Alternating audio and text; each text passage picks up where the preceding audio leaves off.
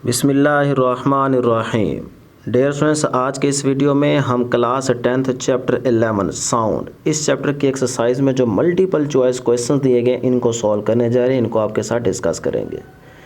कहता है choose the correct answer from the following choices. हर एक एमसीक्यू की स्टेटमेंट के अकॉर्डिंग 4 ऑप्शंस गिवन होगी, आपने करेक्ट ऑप्शन को सिलेक्ट करना है। तो देखते हैं जी। नंबर 1 एमसीक्यू कहते हैं which is an example of a longitudinal waves. In 4 options में से बताएं कि कौन सी एग्जांपल जो है वो लॉन्गिट्यूडनल वेव की है। Sound wave, radio wave, light wave, water wave. तो आप टॉपिक पढ़ के आ रहे हैं, आपको याद होगा साउंड वेव जो है ये लॉन्गिट्यूडनल वेव की एग्जांपल है। डियर स्टूडेंट्स, लॉन्गिट्यूडनल में कंप्रेशन और रेयरफेक्शन बढ़ रहे थे ना, तो ऐसी वेव्स जो पाथ के अलॉन्ग प्रोपिगेट करें, पैरेलल मूव करें, उनको आप लॉन्गिट्यूडनल वेव का नाम देते हैं। सेकंड एमसीक्यू कहता है how does sound travel from its source to your ear. Source से साउंड निकले और आपके कान तक पहुंचता है, किस तरह से? By changes in air pressure, by vibrations in wires और strings, by electromagnetic wave, by infrared wave. याद रखिएगा साउंड वहाँ पे ट्रैवल करता है जहाँ पे पार्टिकल्स वाइब्रेट करें। तो जब सोर्स से साउंड प्रोड्यूस होगा तो एयर के अंदर क्या हैं पार्टिकल्स, मॉलिक्यूल्स, वो वाइब्रेट करेंगे, जिसकी वजह से साउंड आगे ट्रैवल करता जाकर आपके कान तक पहुँचेगा। तो एयर प्रेशर की वजह से, ठीक है ना। तो फिर कौन सी ऑप्शन बनती है जी? By changes in air pressure. तो अल्फा ऑप्शन करेक्ट ऑप्शन है। थर्ड एमसीक्यू कहते हैं which form of energy is sound. इनमें से बताएं कि कौन सी एनर्जी की फॉर्म जो है वो साउंड है। इलेक्ट्रिकल, थर्मल नहीं हो सकती, केमिकल नहीं हो सकती, मैकेनिकल, ठीक है। तो बीटा ऑप्शन। नंबर 4 कहता है astronauts in space need to communicate with each other by radio links because. Dear students, वो कह रहे हैं एस्ट्रोनॉट्स इन स्पेस, एस्ट्रोनॉट्स जो हैं वो स्पेस में, उनको ज़रूरत क्यों पड़ती है कम्युनिकेट करने की विद ईच अदर, एक दूसरे के साथ, by radio links. Radio links के थ्रू वो एक दूसरे से कम्युनिकेट क्यों करते हैं, आपने ये बताना है। अल्फा ऑप्शन है sound waves travel very slowly in space, इस वजह से। Sound waves travel very fast in space, इस वजह से। चार्ली ऑप्शन है sound waves can not travel in space, इस वजह से। Sound waves have low frequency in space. वो रेडियो लिंक्स के थ्रू एक दूसरे से बात क्यों करते हैं? क्योंकि डियर स्टूडेंट्स स्पेस में साउंड वेव्स ट्रैवल नहीं करती। तो चार्ली ऑप्शन करेक्ट ऑप्शन है, क्योंकि स्पेस में मॉलिक्यूल्स, एयर के पार्टिकल जो है वाइब्रेट नहीं कर सकते ना, तो इसीलिए हम कहेंगे sound waves can not travel in space, जिसकी वजह से वो रेडियो लिंक्स के थ्रू एक दूसरे से बात करते हैं। नंबर 5 कहता है loudness of the sound is most closely related to it's.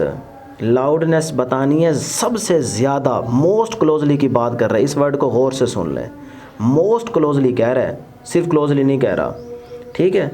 तो फ्रीक्वेंसी, वेवलेंथ, पीरियड या एम्पलीट्यूड। देखिए फ्रीक्वेंसी भी हो सकती थी, लेकिन मोस्ट क्लोजली की जब बात करें तो फिर आपने ऑप्शन सेलेक्ट करनी है एम्पलीट्यूड, ठीक है ना। एम्पलीट्यूड के साथ लाउडनेस का डायरेक्ट रिलेशन है। उसके बाद स्टूडेंट्स है नंबर 6 पे कह रहा है for a normal person audible frequency range for sound waves lie between. ये तो सबको स्टूडेंट्स को याद होगा, 20 hertz to 20 kilo hertz, beta option. Last MCQ है जी नंबर 7।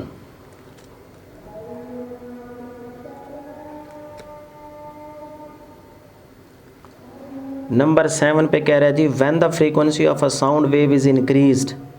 साउंड वेव की फ्रीक्वेंसी को जब डियर स्टूडेंट्स इंक्रीज़ करते हैं, which of the following will decrease. कौन सी चीज़ें डिक्रीज़ हो जाती हैं? Wavelength, period, amplitude. ऑप्शंस है अल्फ़ा में कह रहा है आई ओनली, यानी कि सिर्फ वेवलेंथ। बीटा में कह रहा है पीरियड, एम्पलीट्यूड, यानी कि एम्पलीट्यूड ओनली। या आई एंड टू, यानी कि वेवलेंथ और पीरियड ओनली। या फिर डेल्टा ऑप्शन में कह रहा है आई एंड थर्ड ओनली, यानी कि wavelength and amplitude only. Frequency के इंक्रीज़ करने से क्या चीज़ें डिक्रीज़ कर जाती हैं, ये आपने बताना है। तो देखें V is equal to F lambda, सही है। तो फ्रीक्वेंसी, यहाँ से फ्रीक्वेंसी का रिलेशन देखें लैम्डा के साथ। V तो कांस्टेंट रहेगा ना, 3 चीज़ें, एक चीज़ कांस्टेंट रहेगी, V कांस्टेंट रहेगा। F के इंक्रीज़ होने से वेवलेंथ कम हो जाएगी, तो इसका मतलब फ्रीक्वेंसी जो है वो इन्वर्सली प्रोपोर्शनल है लैम्डा के।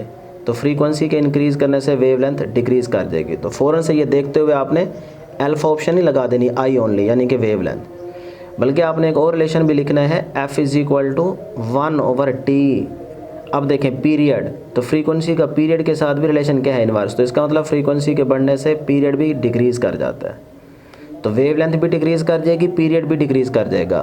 तो 1 और 2 आएगा। तो 1 और 2 किस में है, चार्ली ऑप्शन में है, 1 और 2 ओनली। तो अब चार्ली को सिलेक्ट करेंगे। तो ये थे डियर स्टूडेंट्स हमारे पास एक्सरसाइज के MCQs। इनको आपने अच्छे तरीके से तैयार करना है। दुआओं में मुझे ज़रूर याद रखिएगा। अल्लाह हाफिज़।